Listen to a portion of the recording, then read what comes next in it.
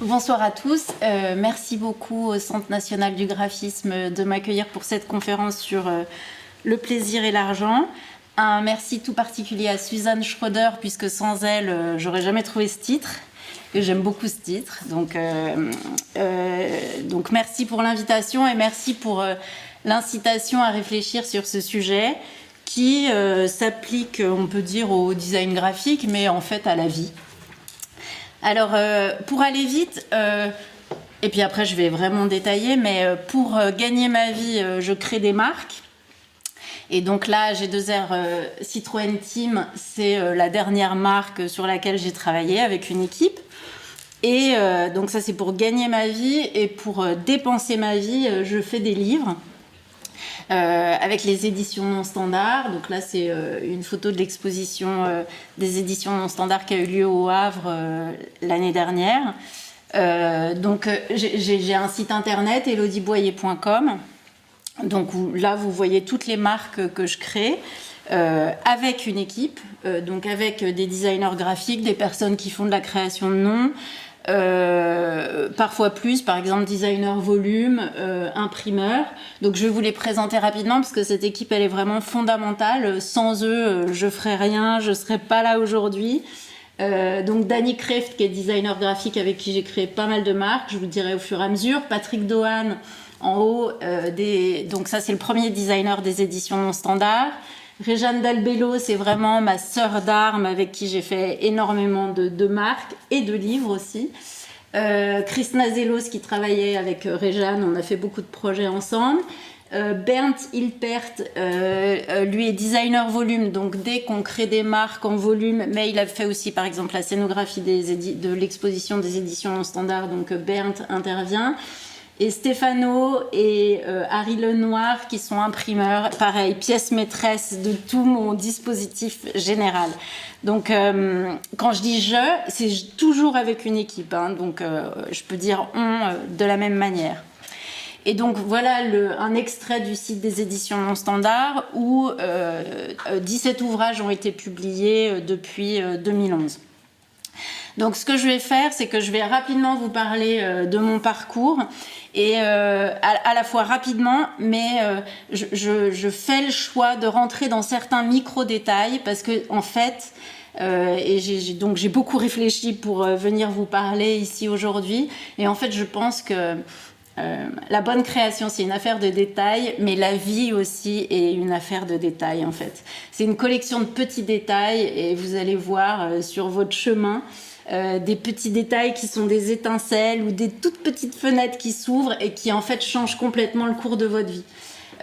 Donc mon but c'est vraiment de partager ça avec vous parce que je veux que vous ayez absolument confiance et que vous y alliez avec beaucoup de gourmandise parce que c'est vrai que en fait il suffit de collecter beaucoup de belles choses qui vont s'offrir sur le chemin et je pense qu'il faut et encore plus dans ce monde un peu compliqué, mais il faut avoir cette attitude de dire bah voilà, je vais regarder ce qui se présente à moi sur le chemin et qu'est-ce que je vais pouvoir attraper de beau et de bon.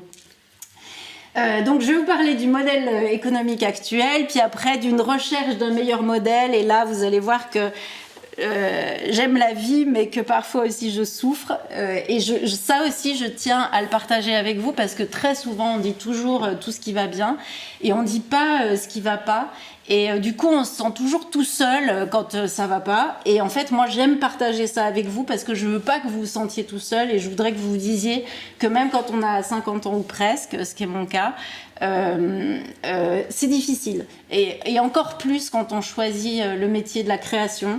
La création, c'est difficile, mais je pense qu'il faut accueillir cette difficulté-là pour justement créer et il faut essayer d'en faire une joie le plus possible.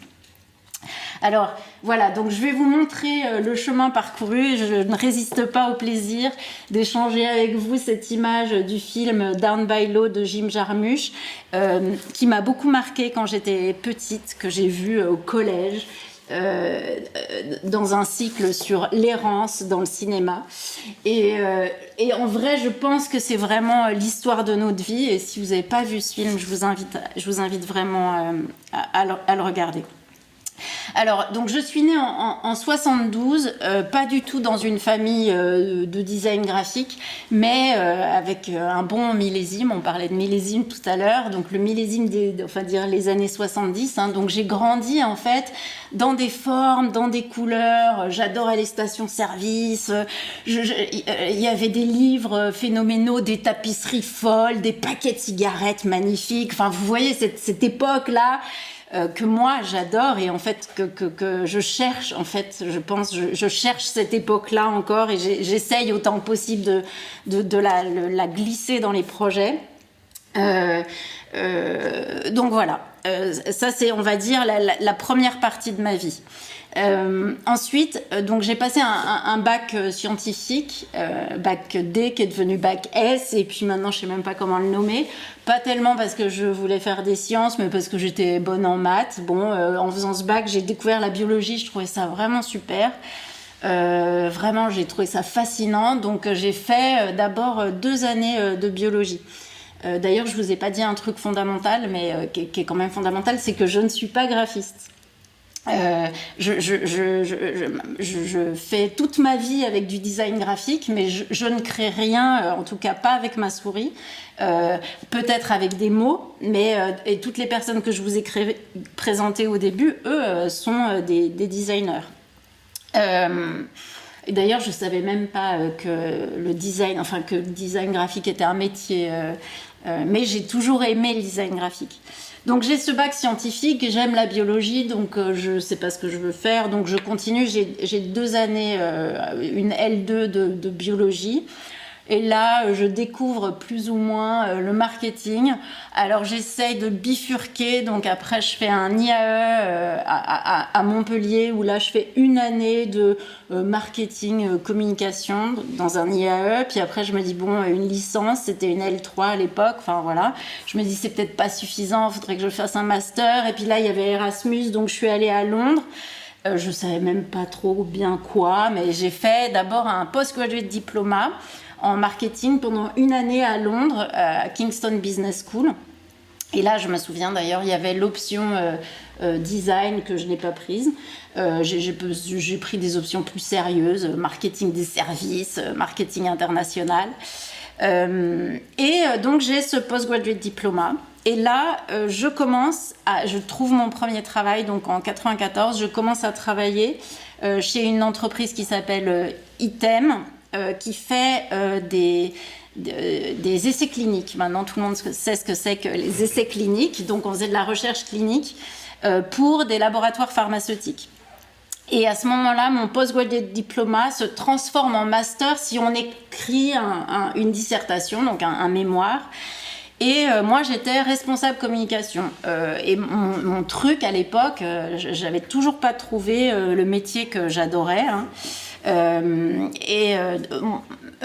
Donc, comme on faisait des essais cliniques, et les essais cliniques, en fait, donc il fallait recruter des patients, et il fallait recruter des patients dans plusieurs pays d'Europe pour aller plus vite, pour faire des essais cliniques plus rapidement, pour mettre les médicaments plus vite sur le marché. Vous connaissez cette course-là.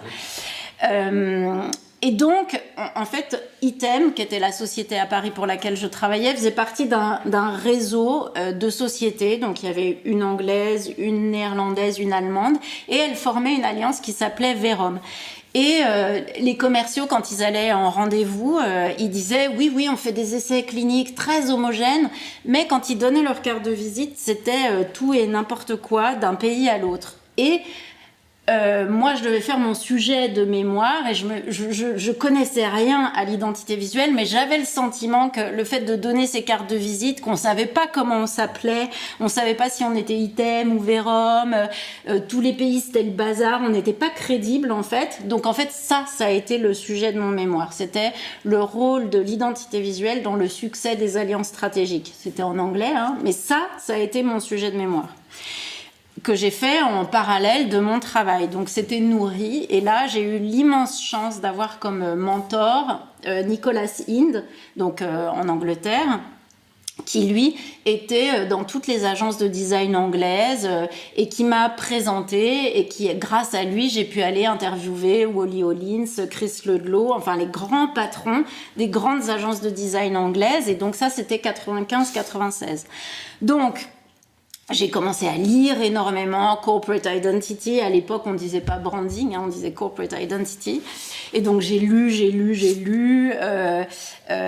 J'ai interviewé ces gens. Et donc en fait, c'est en faisant ce mémoire que j'ai appris mon métier. Et j'ai adoré ça. Après, j'ai géré le changement d'identité visuelle de la société pour laquelle je travaillais avec Nicolas Sind. Et d'ailleurs, qui lui travaillait avec Brian Edmondson, qui a C-Design en Angleterre. Donc c'est des très bons. Donc j'ai eu la chance. Et ça, vous voyez, de Montpellier, je vais en Angleterre, je sais pas du tout où j'atterris. Et en fait, je tombe sur ces gens qui sont très, très pointus dans ce domaine. Et ça, d'ailleurs, je vous invite aussi à aller à l'étranger quand vous voulez, quand vous pouvez, et dans les pays un peu en avance, enfin les pays de pointe sur vos sujets, parce que ça, en fait, avoir appris l'identité visuelle en Angleterre, ça m'a vraiment donné une longueur d'avance dans mon métier. Après, ça m'a donné une vision, ça m'a donné des connaissances, où quand j'étais en France, où la France gérait l'identité visuelle de manière plus basique que les pays anglo-saxons. Du coup, j'étais simple française, mais j'avais une vision plus large, plus ambitieuse. Et ça m'a vraiment beaucoup aidé pour travailler. Donc voilà, là, c'est la première charte graphique que j'ai vue. Bon, ça, c'est toutes mes archives, mon mémoire, la première charte graphique que j'ai faite. Bon, voilà. Et donc, à l'issue de ça, 3 années où j'ai été responsable communication, j'ai fait ce changement d'identité visuelle, etc. Je me suis dit, j'adore ça, je veux travailler en agence, c'est vraiment ce que je souhaite. Et donc, c'était déjà la crise à l'époque, déjà difficile de trouver, etc. Donc, j'ai mis longtemps à trouver. En plus, les gens me disaient, oui, mais tu travailles chez l'annonceur, en plus, ça a l'air de très bien se passer, je sais pas comment ça se passerait en agence, nanana. Bref, j'ai eu mon premier travail chez FKGB, où là, j'ai travaillé presque 2 ans, essentiellement pour Dassault Systèmes, avec une designer, Isabelle Enoch. C'était vraiment chouette, j'ai beaucoup appris. Elle venait de design, stratégie, tout ça, c'est tous des vieux noms d'agences de design qui ont vraiment fait le métier quand même en France. Donc voilà, j'ai beaucoup travaillé pour eux. Ensuite, je suis allée chez Carré Noir. Alors là, c'était le Graal. Pareil, Carré Noir a aussi inventé le métier de l'identité visuelle en France. J'y suis pas restée très longtemps, 3 années, mais j'ai travaillé pour des grands projets. Donc SNCF, c'est pas sur ce logo magnifique de Roger Talon de 85, mais on a travaillé sur le nouveau logo de la SNCF, celui qui est sorti en 2005. Je ne suis pas responsable, mais j'ai travaillé pour plein de grandes entreprises, Renault, Accor, Sofitel, Kimberly-Clark, Dacia, enfin L'Oréal, très très difficile, très éprouvant de faire les rapports annuels pour L'Oréal. J'ai vraiment cru que là, j'ai frôlé la dépression, tellement c'était difficile. Et en fait, j'ai jamais vraiment quitté Carré Noir, si ce n'est que je suis partie en congé maternité. Et là, je me suis dit, oulala, ça va être très compliqué d'être à la fois consultante et mère. Donc en fait, j'ai arrêté et je me suis dit, je vais essayer d'être indépendante. Et c'est là que j'ai commencé à créer. Donc là, ça va faire 20 ans que je travaille en mon nom pour créer des marques. Et à ce moment-là, j'ai commencé aussi à donner des cours au CELSA, c'est l'école des hautes études en sciences de l'information et de la communication, Paris-Sorbonne. Et là aussi, c'était une bonne école de donner des cours, parce que mine de rien, j'étais quand même un peu jeune, j'avais 30 ans, j'avais pas énormément d'expérience. Mais l'occasion s'est faite comme ça. Je croyais pas trop en moi. D'ailleurs, je me disais que si ça allait pas marcher, j'allais devenir institutrice. Mais petit à petit, ça s'est mis en place et ça a marché. Et d'abord, j'ai commencé à travailler pour les filiales de mes clients d'avant ou des contacts. Donc ça a aidé. Par exemple, EFIA, c'est une filiale de la SNCF où j'avais des contacts avec TER, etc. Donc j'ai fait des projets d'identité visuelle honorables, mais assez basiques quand même, assez basiques dans la manière de gérer l'identité visuelle. Et globalement, j'ai commencé un tout petit peu à essayer de faire de la prospection, d'aller voir des gens. Mais comme je m'y prenais, c'était pas très malin. parce que la manière dont je le faisais, c'était j'allais plutôt pour des causes qui m'intéressaient que plutôt pour des gens qui avaient de l'argent. Donc en vrai, les gens me disaient c'est super votre truc, mais bon, on n'a pas d'argent pour changer de logo, donc j'allais voir, je sais pas, la CIMAD ou le Club Alpin Français, enfin des trucs que je trouvais chouettes, où je me disais ces gens font des trucs super, c'est dommage qu'ils soient pas servis par leur identité visuelle, mais bon. Et donc après, j'ai fini par répondre au téléphone. C'était la manière la plus efficace, en fait. Donc, essayer de bien répondre au téléphone. Mais globalement, et depuis 2002, je ne fais que ça, répondre au téléphone. Jamais je prends mon téléphone pour dire... voilà. Et même quand je réponds au téléphone, maintenant, parfois, je dis non. Donc là, c'est quand on commence à être un peu senior. Voilà. Et alors... Comme j'étais indépendante, j'ai pu bouger géographiquement. Et en 2007, là, j'avais 3 enfants, j'avais plus un. Le père de mes enfants est néerlandais. Et en fait, on est allé vivre aux Pays-Bas, donc 2007-2010. Et là, alors là, vraiment quelque chose d'extraordinaire s'est passé pour moi. Ça a vraiment changé ma vie. J'ai eu un message de Studio Dumbar sur mon téléphone qui cherchait quelqu'un pour répondre à un appel d'offres avec eux. Et d'ailleurs, Studio Dumbar m'a pas trouvé comme ça, là. Studio Dumbar m'a trouvé par Nicolas Sinde, mon mentor, qui connaissait, et il cherchait quelqu'un qui parlait français. Nicolas Sinde parlait pas français, mais il a dit « Oh, mais je connais quelqu'un qui habite à Amsterdam. » Et voilà, et donc vous voyez, ces tout petits détails-là, ces tout micro-détails, après, ça peut complètement propulser une vie et changer une vie. Et c'est sûr que pour moi, j'ai l'impression que ma vie professionnelle a commencé à ressembler à ce que j'aimais, et en fait un peu, on peut dire aux années 70 en fait, à du design un peu grandiloquent, fort, comme j'en rêvais, depuis ma rencontre avec Studio Dumbar en 2008. Donc en fait, avec Studio Dumbar, on a répondu ensemble à un appel d'offres pour AG2R et La Mondiale qui se rapprochaient. Et donc, ensemble, on a fait AG2R La Mondiale. Et donc là, et en fait, la plupart des personnes que je vous ai présentées au début, c'est que des personnes que j'ai rencontrées c'est via Studio Dumbar ou aux Pays-Bas. Donc voilà, je ne vais pas rentrer dans le détail des projets parce que sinon là j'ai besoin de 3 jours de conférence, mais c'est juste pour vous montrer que pour moi ça c'était vraiment les projets forts, osés, audacieux. Maintenant c'est sûr qu'on voit beaucoup plus ça, mais ça c'était quand même 2008 en France pour une société d'assurance. Et ça c'était vraiment les projets vraiment qui se remarquaient.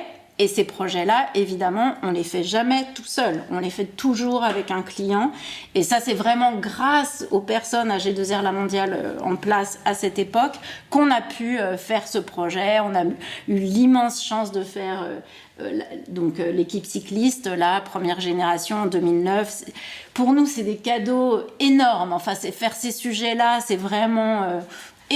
avec Studio Dumbar, là, c'était vraiment phénoménal. Enfin, pour moi, c'était une joie folle. Et je gagnais bien ma vie aussi. Hein. Donc là, si on est dans les cases le plaisir et l'argent, on a 100% dans les deux. Et aussi énormément de travail et quand même une forme de souffrance ou de stress, on va dire. Hein, parce que je le dis souvent, mais je vous le redis, je pense que dans notre métier, il y a un premier stress, c'est qu'est-ce qu'on va créer, qu'est-ce qu'on va faire pour répondre aux problèmes, hein, donc quelle création on va trouver unique et juste pour vraiment répondre aux problèmes, ça c'est le premier grand stress. Et une fois qu'on a résolu ça, le deuxième grand stress, est-ce que vous savez ce que c'est ? Le deuxième grand stress, c'est de le faire valider. Voilà. Et plus l'entreprise est grande, plus c'est dur. Donc faire valider un projet ambitieux à une toute petite PME ou à une personne, globalement, on le colle au mur et ça marche. Globalement, on se parle, quoi, voilà. Mais à une très grande entreprise politique où il y a des jeux très forts, ça, c'est vraiment une grosse montagne. Presque plus dur que faire de la création graphique, presque. Bon, voilà. Puis la troisième chose difficile dans les projets, mais c'est pas vraiment notre sujet aujourd'hui, mais c'est quand même faire très très bien appliquer une création. parce que ça sert à rien d'avoir une super belle création dans une salle de réunion si elle n'est pas bien appliquée sur le terrain, ça n'a aucun intérêt. Donc voilà, je continue. Donc on a fait des objets promotionnels ambitieux, enfin on a fait plein de choses. On a fait la transat, ça c'était super, des serviettes de bain, enfin bref. Vous reconnaissez la plage du Havre, évidemment, voilà. Ça je l'ai pas dit, mais je travaille essentiellement à Paris et j'habite au Havre. Et grâce au Havre, d'ailleurs, je fais tout ce que je fais. Je pense que j'habiterai à Paris, je ferai des coquillets de jambon à la fin de la journée et c'est tout. Jamais je ferai de livres. Tellement il faut une ville qui donne de l'énergie pour pouvoir faire beaucoup de projets. Alors après, pour AG2R La Mondiale, on a fait plein de choses et ça a été une occasion géniale de rencontrer plein de gens, notamment Marion Bataille, parce que à un moment donné, pour une carte de vœux, on a fait le symbole en pop-up. Une autre fois, on a fait des flocons en animation. On a fait un screensaver qui était vraiment super ambitieux. Bref, voilà. Donc ça, c'était 2008-2012 grâce à Studio Dumbar. Ensuite, on a arrêté de travailler ensemble aussi pour AG2R La Mondiale avec Studio Dumbar.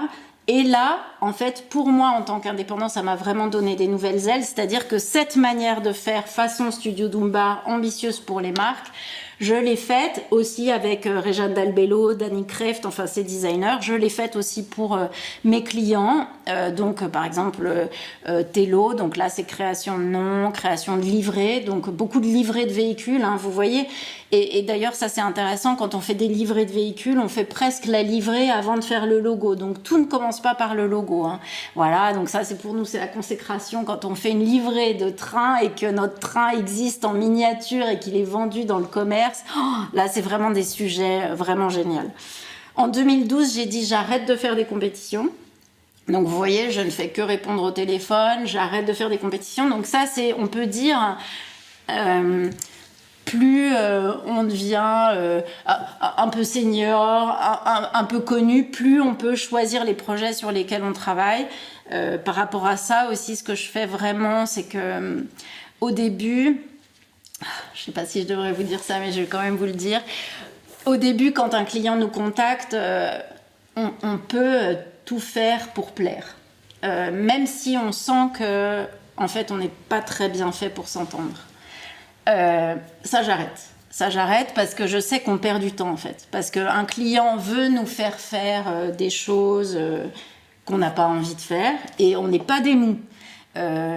C'est très contrariant pour nous de faire des choses qu'on ne veut pas faire. Donc, en fait, maintenant, quand j'ai un coup de fil, je parle vraiment très clairement avec ce client potentiel pour que lui gagne du temps et que moi je gagne du temps. Parce que ça sert à rien qu'on s'embarque ensemble dans un projet si on va aller nulle part. Donc voilà. Et donc là, après, on a fait des projets super. Donc ça, c'est avec RATP Dev. On a fait un bus à New York, c'est des bus de sightseeing. Et puis avec cette équipe vraiment super, on a fait aussi bus à Londres, à Paris. Et là, vraiment, avec ces clients-là, donc AG2R La Mondiale ou RATP Dev, et il y en a d'autres, hein, c'est vraiment le plaisir de la confiance. C'est-à-dire que c'est des clients avec qui ils sont tellement intelligents. Et on a fait nos preuves auprès d'eux, hein, c'est-à-dire qu'ils savent que globalement, c'est très difficile, mais on va travailler énormément pour trouver une solution. Hein, parce que faire un bus à Londres et exister, quand on en a 70 et qu'il y en a 5000 qui circulent, je suis plus sûre de 5000, mais c'est ce genre-là, il faut être vraiment... Enfin, il y a des tâches très impressionnantes. Hein, mais si on est avec des super clients et qu'on se fait confiance, c'est-à-dire on peut dire à notre client qu'on ne sait pas, on peut poser des questions bêtes, on ose poser toutes les questions, c'est-à-dire vraiment aller au fond des sujets. Et ça, c'est vraiment extraordinaire de créer pour des clients dans ce contexte. Et je sais que pour ça, j'ai vraiment une chance folle. J'ai pas beaucoup de clients, mais les clients que j'ai sont très précieux.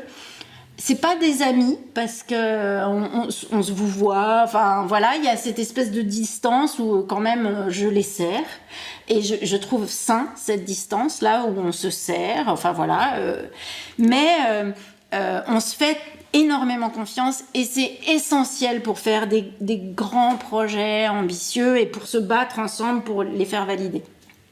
Je vous montre quelques autres exemples. Donc ça, c'est plus petit, c'est des sacs de ciment pour un industriel dans le port du Havre.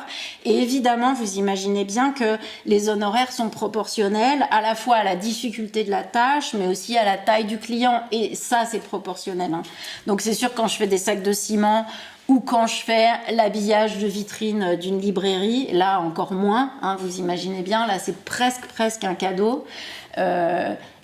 Enfin voilà, les honoraires changent en fonction du client que je sers.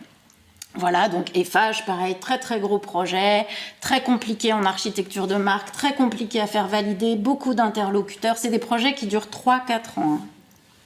Voilà, donc bon, et style graphique très important, très déployé. Enfin voilà, on fait de la signalétique aussi, donc ça par exemple avec Bernd Hilpert. Et l'attention aux détails est essentielle dans tout ce qu'on fait en fait. Donc quand on fait de la signalétique ou quand on fait des livres, tout ça est immense en termes d'enjeux. Voilà, on est un peu des maniaques du détail. Ça, c'est un autre projet intéressant dans une autre construction. Ça, c'est de l'AMO, c'est de l'assistance à maîtrise d'ouvrage. En fait, là, j'aide quelqu'un, là, en l'occurrence, c'était le GIP Normandie Impressionniste, à trouver une agence. Et comment je suis arrivée d'ailleurs à faire ça, c'est qu'eux m'ont dit, est-ce que vous voudriez participer à la compétition pour l'identité de Normandie Impressionniste? Et j'ai dit non, je ne participe plus aux compétitions. Je dis par contre, si vous voulez, je peux vous aider à rédiger le cahier des charges pour l'appel d'offres, à vous accompagner dans la validation, quand c'est des validations complexes. Là, il y avait plein de musées, plein de partenaires, des départements, régions, etc. Et donc, c'est ABM Studio qui a gagné cette compétition et qui a été super fort dans l'application. Pareil, voilà. Donc ça c'est ce que je vous disais, le plaisir de la confiance, mais il y a aussi le grand plaisir de l'intelligence. Et ça aussi, je vous le souhaite, travailler avec des gens intelligents, ça n'a pas de prix. Après, je vais passer vite, mais là, à G2R La Mondiale, là, j'ai recommencé à travailler pour eux assez intensément à partir de 2017 avec Réjeanne Dalbello et toute l'équipe, mais cette fois sans Studio Dumbar, et on a fait beaucoup d'éditions, notamment rapport annuel. Bon voilà, je passe vite parce que maintenant vous avez compris l'essentiel. Voilà. Et donc il y a aussi le plaisir de l'équipe soudée, ça c'est vraiment super important pour faire des projets difficiles et compliqués. Essentiel. Bon pareil, je passe vite, mais vous voyez que là, par exemple, on a fait une espèce d'installation pour AG2R La Mondiale pour illustrer la raison d'être dans des vitrines, donc ça avec Bernd. Et on voit que dans tous ces projets, c'est de plus en plus un peu expérimental. Enfin, on fait des essais grâce à cette confiance et grâce à l'intelligence. En fait, on fait des expériences avec les clients avec qui on se fait confiance. Voilà. Alors, je vous disais, le plaisir de l'équipe soudée, parfois c'est même l'indispensable, l'hyper nécessité de l'équipe soudée. Par exemple, quand on a fait l'identité d'AG2R Citroën Team, donc là c'est AG2R La Mondiale qui nous propose pour travailler avec Citroën, pour marier les deux sur un maillot cycliste. Ça c'est des sujets très difficiles. Et si il n'y a pas d'équipe soudée, quand je vous dis très difficile... Donc ça, c'était septembre, il y a 1 an seulement. Ça n'existait pas. Maintenant, on a l'impression que c'est très installé. Mais je vous raconte pas les bras de fer immenses. Et là, c'est la première fois de ma vie. Ça, c'était fou. Les discussions ont été sur les graisses des typographies. Et c'était les présidents qui étaient impliqués sur les graisses des typographies. Donc vous imaginez ces choses de marier 2 grandes marques, les visibilités de l'un et de l'autre. Et nous, on croit que ça va être bon, ça va pas être bon. Ça y est, on sort, on est super content. Et finalement, 2 jours après, tout est à plat et on n'a plus rien. Enfin bref, ça c'est vraiment, faut être fort. Et l'équipe soudée, c'est le client et nous, mais c'est nous aussi, Voilà. Donc, quand je vous dis que Réjeanne, c'est ma sœur d'armes, c'est sûr que c'est ma sœur d'armes. On rit ensemble et on pleure ensemble. Et donc tout ça, c'est aussi, il faut le dire, il faut vraiment le dire, le plaisir de facturer. Parce qu'en vrai, et ça je le dis aussi parfois à mes clients, c'est qu'en fait, ils achètent de notre patience. C'est-à-dire que plus ils nous payent cher, plus ils ont un grand stock de patience. C'est basique, hein, mais il faut vraiment le dire parce que c'est ça. Et plus ils nous payent très très peu cher, on n'a pas le temps parce qu'il faut quand même qu'on vive nous aussi. Donc en fait, et le plaisir de facturer, c'est pas que ça, c'est aussi... vous voyez, on passe notre vie quand même à envoyer des fichiers. Il y a beaucoup de choses quand même assez virtuelles. Enfin, et facturer. Enfin, des fois, on aimerait bien faire du travail vraiment concret pour être sûr de ce qu'on a fait à la fin de la journée. Et facturer, ça fait partie de rendre concret aussi ce qu'on a fait. Et bon, aussi, on a besoin d'argent pour vivre. Donc voilà, là, ça me permet d'enchaîner vers les éditions non standards. Donc si on fait basiquement le plaisir et l'argent, et c'est ce que j'aimerais vous montrer aujourd'hui. On pourrait dire, oh, le plaisir, bah, c'est sûr que ça doit être quand elle fait ses livres avec les éditions non standards, et puis l'argent, c'est quand elle travaille pour ses clients. J'espère qu'avec ce que je vous ai dit là jusqu'à présent, déjà, vous vous dites que c'est pas vrai, parce que c'est un immense plaisir de résoudre un problème pour un client. Mais c'est vrai que c'est fatigant, et parfois, on a besoin d'air, ou besoin d'espace, ou besoin de se sentir, et ça, c'est vraiment l'origine de la création des éditions non standards, c'est que quand on a trouvé une création, et on est sûr de cette création, c'est vraiment douloureux de devoir demander à quelqu'un de la valider, c'est-à-dire à un client. Et par rapport à ça, peut-être quand on est jeune, ça l'est moins, mais plus on devient vieux, plus c'est douloureux. C'est douloureux d'obéir, c'est douloureux de demander l'autorisation. Enfin, quand on commence à être tellement sûr de son truc, voilà. Et donc, les éditions non standards, au moment où j'ai éprouvé la nécessité de les créer, donc je les ai créées avec Jean Segui en 2011. Jean Segui qui était écrivain. En fait, c'était vraiment pour... À l'époque, alors là j'étais vraiment naïve, c'était un espèce d'objectif de reconversion. Je disais, bah c'est pas grave, je gagnerai moins, mais je ferai mes projets dans mon coin et j'aurai pas à demander cette validation-là. Parce qu'en fait, quand on fait des livres pour les éditions non standards, globalement la limite c'est... Est-ce qu'on sait le faire techniquement? Donc c'est sûr que si on fait une reliure impossible qui casse, bah ça on sait pas le faire techniquement. Donc pour nous, il y a vraiment la limite, c'est est-ce qu'on sait le faire techniquement ou est-ce que c'est terriblement cher à réaliser. Mais c'est ça nos deux seules contraintes. Il n'y a pas quelqu'un qui nous dit ah non, j'aime pas le orange ou ah non, hors de question que vous fassiez ça. Enfin, pour on sait pas quelle raison. Enfin voilà. Donc la genèse des éditions non standards, en fait, ça a été un petit peu crescendo, c'est-à-dire que pour ma petite fabrique de marque, là, Elodie Boyer Conseil, je faisais des cartes de vœux chaque année. Ça, c'est la presque dernière que j'ai faite, Précieuse Précision, donc avec une couture. Alors là, on faisait des trucs de plus en plus sophistiqués pour se dépenser, on va dire, pour aller jouer dehors. Donc, en fait, on faisait des affiches de vœux. Et ça, c'était avec Patrick Dohan. Et donc là, on avait un super imprimeur. Donc à l'époque, il s'appelait Lenoir Schuring à Amsterdam, qui est devenu Svan Lenoir, qui est toujours mon super imprimeur et mon seul et unique imprimeur, le seul imprimeur des éditions non standards. Cet imprimeur, pour vous donner une idée vite fait, c'est l'imprimeur de Irma Baum. Et Irma Baum, grande, c'est la papesse du design de livres. Hein. Et c'est vrai que travailler avec cet imprimeur, et ça c'est fou à dire, mais c'est vrai, j'étais très en confiance parce que j'avais l'impression qu'avec lui, on ne pourrait pas faire de faute de goût. C'est-à-dire qu'il savait tellement tout, il avait tellement tout fait, il avait tellement fait 1000 choses. Donc avec Patrick Dohan, super designer, Svan Lenoir, super imprimeur, enfin Lenoir Schuring à l'époque, et il y avait 1000 livres chez eux, enfin c'était vraiment un temple incroyable, et du coup j'ai osé dire, bah peut-être faire plus qu'une affiche chaque année, bah peut-être on va commencer à faire des livres. À cette époque-là, je voulais faire un livre sur mon métier, mais édition Duno, ça me barbait, déjà je voulais arrêter mes cours au CELSA parce que j'avais l'impression de rabâcher, donc voilà. Et donc là, Lettres du Havre, ça a été le premier livre. Je ne vais pas vous parler des livres, ça c'est pareil comme les marques, sinon on ne va pas s'en sortir. Mais bon, il y a 4 formats aux éditions non standard. Lettres du Havre, c'en est un, même format que Couleurs sur la plage. Donc on a fait 17 livres aux éditions non standard, une collection SIC avec mes amis du CELSA, justement, donc 4 livres dans cette collection. Des romans illustrés, Bienvenue à Colomiris c'est le premier, mais aussi Ligne B, toujours la même histoire. C'est des livres qui sont soit sur le Havre, soit pas sur le Havre, mais on essaie toujours de les faire non standards. Quand on me pose la question, au début je ne savais pas, mais maintenant quand j'observe le catalogue, je sais qu'en fait ce qui nous intéresse c'est vraiment la lecture et l'écriture et la typographie, les signes dans la ville, l'architecture.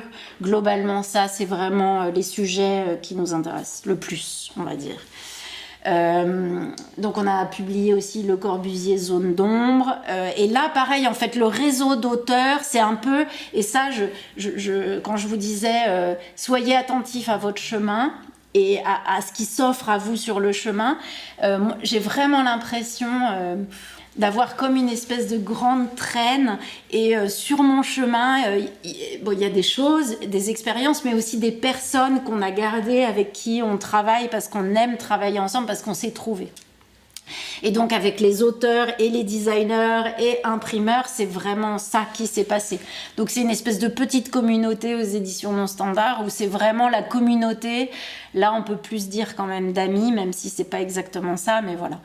Rococo, donc pareil, François Chalin, donc pareil, architecture plus, et puis la série des UPO, donc tous les livres que je vous ai présentés, à part Couleurs sur la plage et un autre que je vais vous présenter après, ont été designés par Patrick Dohan, et les UPO, Unidentified Paper Object, eux ils sont designés par Réjeanne Dalbello. Et ça vraiment...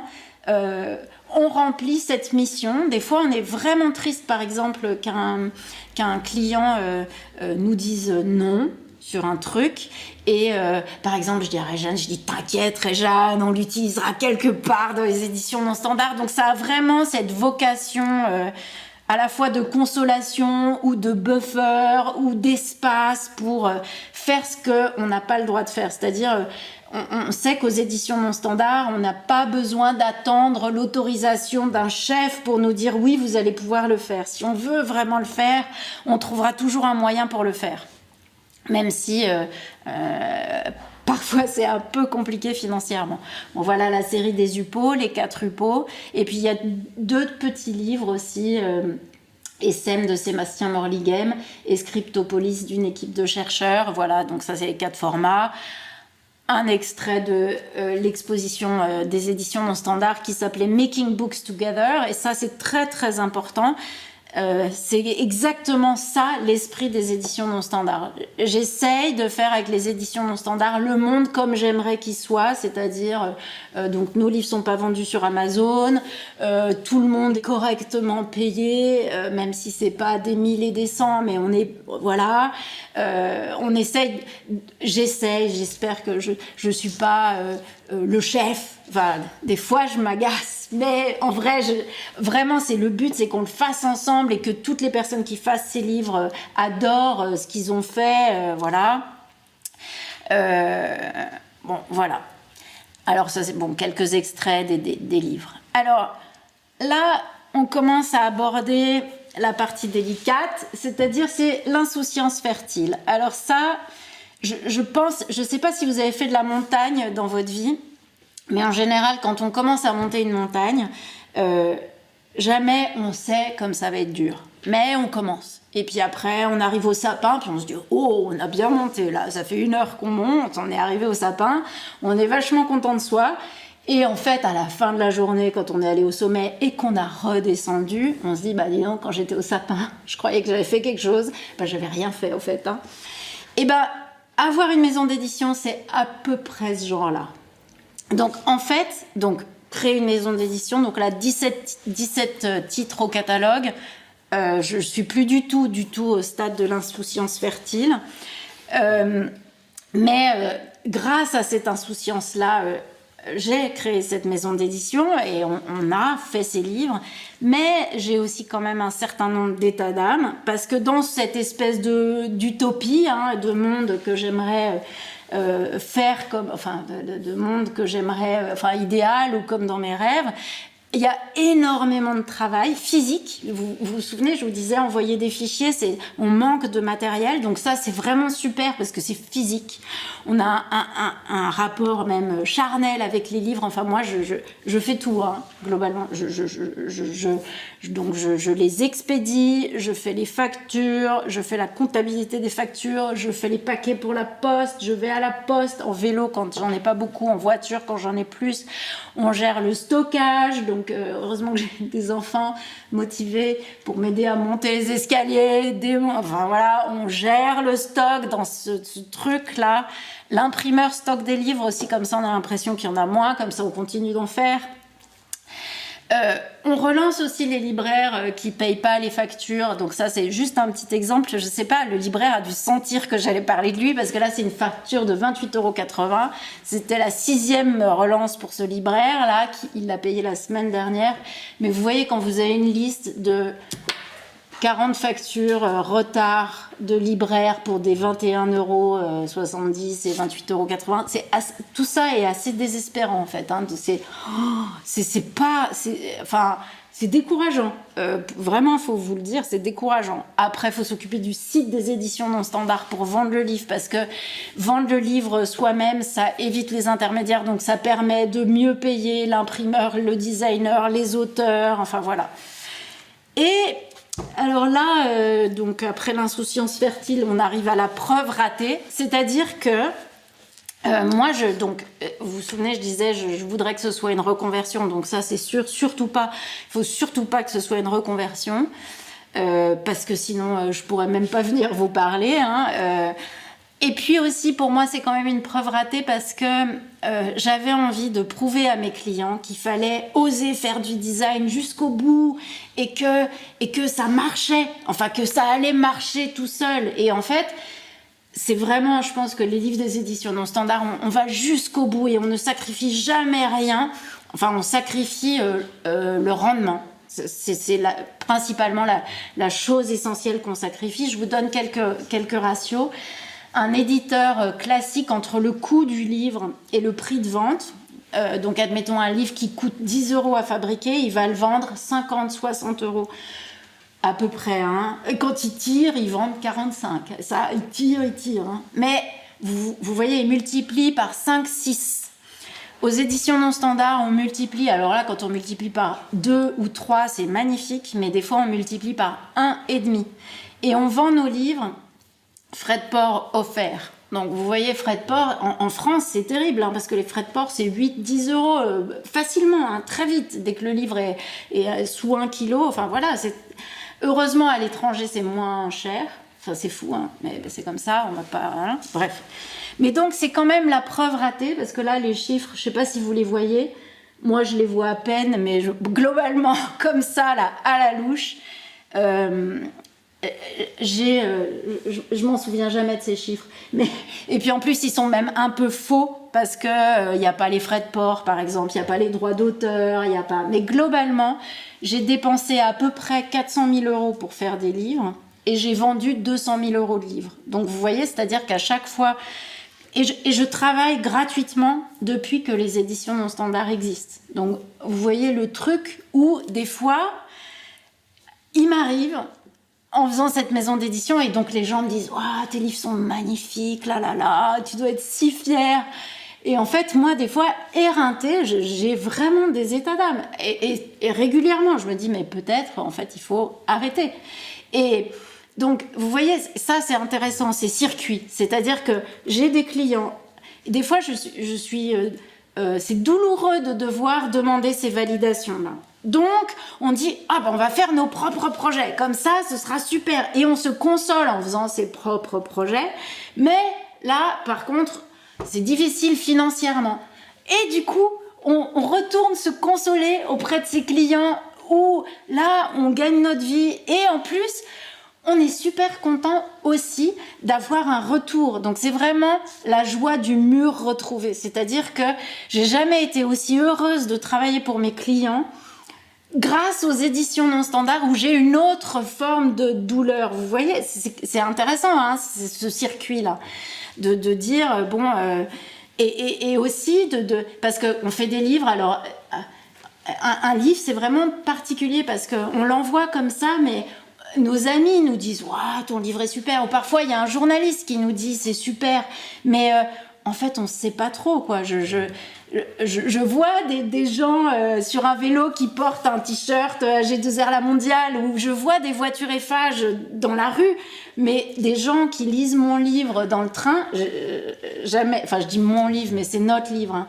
Ça m'est encore pas arrivé parce que nos tirages, ils sont tout petits, hein. C'est 750 exemplaires, 1000 exemplaires. Enfin, donc on est là un peu, on jette des bouteilles à la mer, mais on sait pas trop ce qui se passe. Donc avoir le retour d'un client qui est super content, voilà. Donc ça fait du bien. Et alors là c'est vraiment ça, hein. Donc on passe par tous les états, mais créer pour un client, c'est aussi une grande joie. Donc tout cet épuisement là lié notamment des éditions non standards, c'est lié à une contrainte assez débile administrative, c'est que tout se joue sur une année. C'est-à-dire que je gagne de l'argent en faisant des marques. Cet argent, je l'utilise pour payer mon prêt, les études de mes enfants, à manger, voilà. Et avec l'argent qui me reste, je vais un peu vite, mais avec cet argent qui reste, je fais des livres. Donc tout ça est au sein de la même structure. C'est une SARL et les éditions non standards, c'est une marque. C'est pas deux sociétés séparées, hein. Les comptes sont agglomérés. Encore heureux, hein. Vous imaginez bien, les éditions non standards auraient fait faillite depuis longtemps, hein. Mais tout se joue sur une année, c'est-à-dire qu'il faut que je gagne l'argent en faisant des marques et que je le dépense en faisant des livres la même année. Je n'ai pas le droit de reporter cet argent à l'année d'après ou sur 3 ans, par exemple. Ça changerait ma vie parce que comme je réponds au téléphone, parfois j'ai des très grosses années où je gagne très bien ma vie en faisant des marques, et puis parfois j'ai des années vraiment maigres où je gagne pas bien ma vie, et en fait c'est les années où j'ai du temps pour faire des livres. Donc vous voyez, ce truc là c'est un petit peu compliqué, et voire même un modèle assez inextricable. Donc je me suis épanchée auprès de mes amis en disant mais comment faire, je sais pas. Puis j'ai des amis, vous savez que j'ai un diplôme de marketing, donc j'ai des amis qui sont des vrais businessmen aussi. Et ils me disent, mais attends, ton truc là, raconte-moi ton machin, en 1 heure là, je vais te trouver une solution. Mais en vrai, il n'y a pas de solution, parce que changer le modèle des éditions non standards, essayer de faire que les éditions non standards sont rentables, on casse les éditions non standards. Faire plus de livres, ça veut dire imprimer à 5000 exemplaires, parce que là c'est plus rentable, mais imprimer à 5000 exemplaires, il faut les vendre, et déjà 750 on n'y arrive pas bien, alors 5000, et puis après il faut plaire. Et nous, les livres des éditions non standards, ils sont pas faits pour plaire, ils sont faits parce qu'on a quelque chose à dire. Donc ça c'est vraiment compliqué. On a essayé toutes sortes de choses, des éditions numérotées chères, utiliser un diffuseur ou un distributeur, ça marche pas pour nous parce qu'il va prendre 60% du prix de vente du livre. Donc vous vous souvenez que moi je vous dis on multiplie par 1, 5 ou 2. Donc 60% on n'y arrive pas parce que je vais pas en plus payer pour qu'un distributeur vende nos livres. Vous suivez, hein? Donc voilà.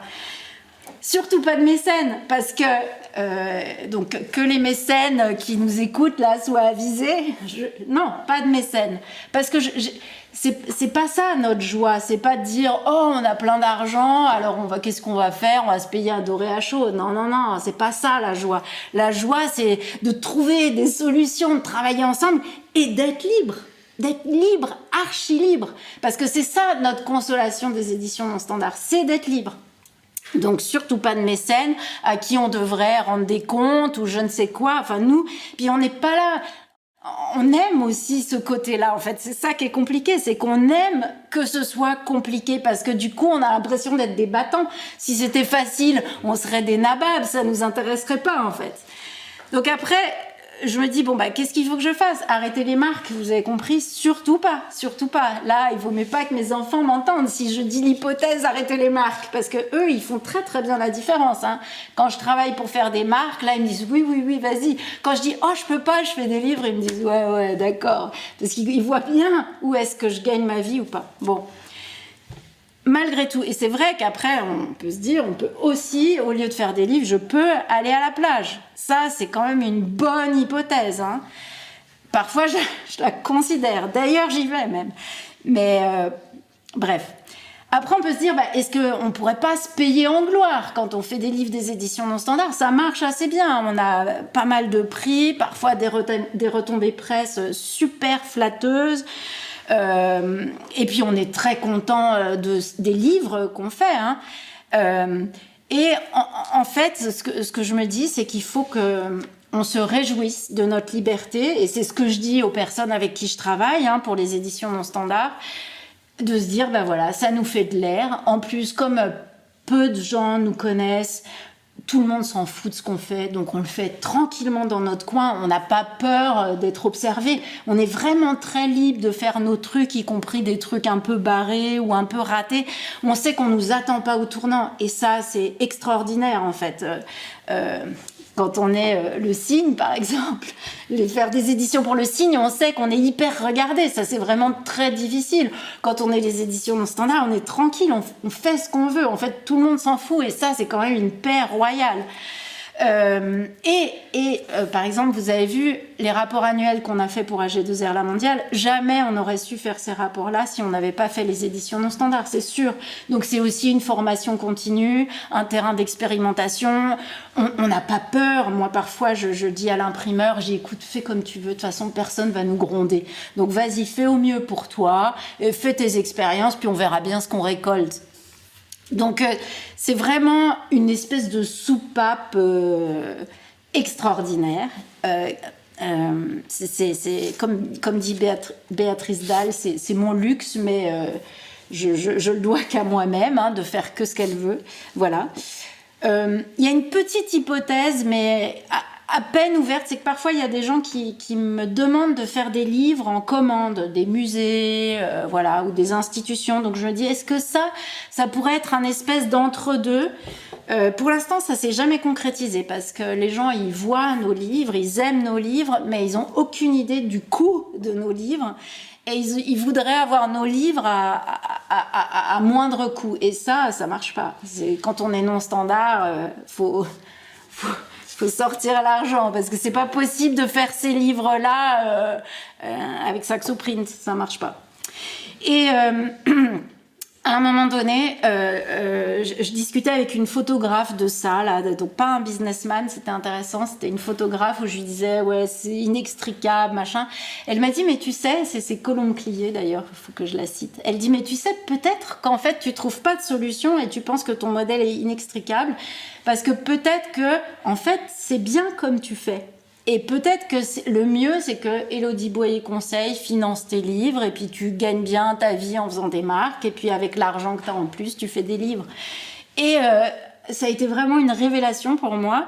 Et je me dis, en vrai, c'est probablement, peut-être, le meilleur modèle pour le plaisir et l'argent. Et vous voyez que le plaisir est dans les deux. L'argent est surtout côté marque, hein.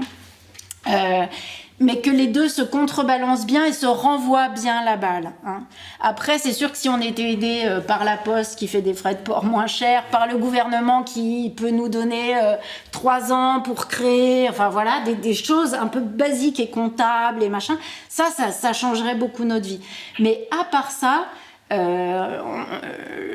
je me dis, et je dis aussi aux personnes qui souffrent avec moi, hein, pour créer des marques et pour faire des livres, de se dire, il faut qu'on en profite, et c'est maintenant qu'il faut être heureux. Voilà, je vous remercie. Merci.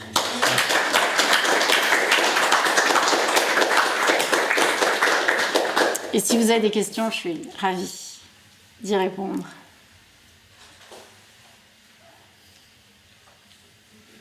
C'est la première conférence, hein, qu'on fait depuis l'ouverture, donc on est intimidé. En tout cas, la voix off dit merci d'avoir fait cette conférence devant tout un public masqué et un autre public invisible en ligne. Et c'était véritablement oui, intéressant de trouver justement ces logiques de fonctionnement, enfin de travailler pour le plaisir. Je pense à voix haute, mais un jour peut-être inviterons-nous Alexandre Lemonnier. En fait, il y a une conférence similaire qui traite justement d'être son propre commanditaire. Et donc d'avoir lui trouvé une économie de moyens et qui passe par exemple par des mises en forme qui sont quasiment identiques d'un livre à l'autre, une seule typographie pour baisser les coûts. Il est basé en Belgique, donc il a aussi des frais de port, je crois, qui sont moins conséquents, donc qui permettent de vivre la chose. Mais en tout cas, voilà, c'était un graphiste assez... C'est Zone Sensible, super éditeur, magnifique livre. L'éditeur Zone Sensible qui, à un moment, a renoncé à sa pratique de graphisme pour, je suppose, les mêmes raisons, celui de valider en fait les choses par rapport à un commanditaire. Et lui, donc, s'est lancé de plein pied à cet endroit-là. Et c'est vraiment, voilà, c'est vraiment deux démarches qui, à mon avis, sont complémentaires et par rebond, en fait, il serait peut-être bien d'inviter notre cousin belge. Et d'autre part, sur la question de la visibilité et du regard d'autrui. Enfin, je pense qu'on a, toute proportion gardée, aussi cette chose où des fois les gens, je pense, s'en fichent aussi parce qu'on peut faire aussi en fait en tant qu'édition, puisque justement, enfin, notre mission en fait, c'est d'aller dans les formes les plus avant-gardistes. D'ailleurs, ça fait partie des missions, elles sont écrites par décret de loi et compagnie, d'être à la recherche des formes de l'avant-garde. Et donc, il y a toujours cette surprise aussi qui est attendue et nous qui nous oblige en fait à créer aussi des formes inattendues et inhabituelles. Et je suis pas sûr que si l'institution était à Paris, on aurait la même liberté. Et ça a à voir avec des questions de la liberté, à voir avec le territoire. Et c'est intéressant. Enfin, moi, j'en parle en tant que directeur du lieu, parce que des fois, on me signifie, toi, tu as de la liberté parce que tu es en province. Et c'est des formes qui sont intéressantes et qu'il faut aussi spécifier. Et je parlerai juste un petit peu, et promis, j'arrête, et je laisserai la conclusion à d'autres. Mais ce qui est intéressant aussi, c'est de voir, et c'est ça que j'aime bien aujourd'hui, en fait, avec toutes les nouvelles économies qui sont aussi en train de se créer, c'est que le centre du monde, en fait, n'est plus forcément à la capitale. On parlait d'un distributeur, par exemple, enfin non, on n'en a pas parlé, mais on parlait des distributeurs. Les presses du réel, quand des gens découvrent qu'ils sont basés à Dijon, alors que c'est un éditeur qui est absolument extraordinaire, c'est genre, ah bon, c'est pas... alors qu'ils ont fait des choses merveilleuses pour l'art contemporain, des grands musées, des grandes institutions, avec une grande liberté éditoriale, il y a toujours cette surprise, ah le magasin c'est à Grenoble en fait. Vous voyez, il y a des choses comme ça qui sont intéressantes, et j'en dis trop, et à côté de la plaque. Mais en tout cas, merci beaucoup Élodie. Merci, merci.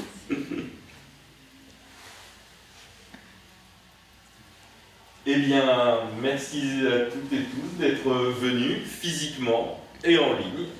Et on est un peu là pour les gens timides, on peut aussi répondre à des choses. Donc les livres sont en consultation, certains d'entre vous les ont déjà regardés, mais profitez-en. Merci.